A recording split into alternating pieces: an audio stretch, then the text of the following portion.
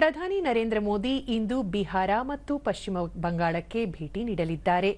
ಬಿಹಾರದ ಮೋತಿಹರಿಯಲ್ಲಿ 7,200 ಕೋಟಿ ರೂಪಾಯಿಗೂ ಅಧಿಕ ಮೌಲ್ಯದ ಅನೇಕ ಅಭಿವೃದ್ಧಿ ಯೋಜನೆಗಳಿಗೆ ಅವರು ಶಿಲಾನ್ಯಾಸ ಉದ್ಘಾಟನೆ ಮಾಡಲಿದ್ದಾರೆ.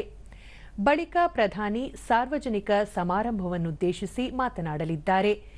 ನಂತರ ಮಧ್ಯಾಹ್ನ ದುರ್ಗಾಪುರದಲ್ಲಿ ಪಶ್ಚಿಮ ಬಂಗಾಳಕ್ಕೆ ಭೇಟಿ ನೀಡಿ 5,000 ಕೋಟಿ ರೂಪಾಯಿಗೂ ಅಧಿಕ ಮೌಲ್ಯದ ಹಲವು ಅಭಿವೃದ್ಧಿ ಯೋಜನೆಗಳಿಗೆ ಶಂಕುಸ್ಥಾಪನೆ ನೆರವೇರಿಸಿ ಭಾಷಣ ಮಾಡಲಿದ್ದಾರೆ. ಪ್ರಧಾನಿ ನರೇಂದ್ರ ಮೋದಿ ರೈಲು, ರಸ್ತೆ, ಗ್ರಾಮೀಣಾಭಿವೃದ್ಧಿ, ಮೀನುಗಾರಿಕೆ, ವಿದ್ಯುನ್ಮಾನ ಮತ್ತು ಮಾಹಿತಿ ತಂತ್ರಜ್ಞಾನ ಕ್ಷೇತ್ರಗಳಿಗೆ ಸಂಬಂಧಿಸಿದ ಅಭಿವೃದ್ಧಿ ಯೋಜನೆಗಳನ್ನು ರಾಷ್ಟ್ರಕ್ಕೆ ಸಮರ್ಪಿಸಲಿದ್ದಾರೆ.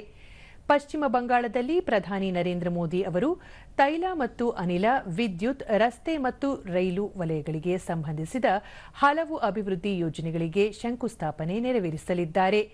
ಈ ಪ್ರದೇಶದಲ್ಲಿ ತೈಲ ಮತ್ತು ಅನಿಲ ಮೂಲಸೌಕರ್ಯಕ್ಕೆ ಹೆಚ್ಚಿನ ಉತ್ತೇಜನ ನೀಡುವ ನಿಟ್ಟಿನಲ್ಲಿ ಪ್ರಧಾನಮಂತ್ರಿ ಅವರು ಪಶ್ಚಿಮ ಬಂಗಾಳದ ಬಂಕುರಾ ಮತ್ತು ಪುರುಲಿಯಾ ಜಿಲ್ಲೆಯಲ್ಲಿ ಸುಮಾರು 1,950 ಕೋಟಿ ರೂಪಾಯಿಗಳ ಮೌಲ್ಯದ ಅನಿಲ ವಿತರಣಾ ಯೋಜನೆಗೆ ಚಾಲನೆ ನೀಡಲಿದ್ದಾರೆ.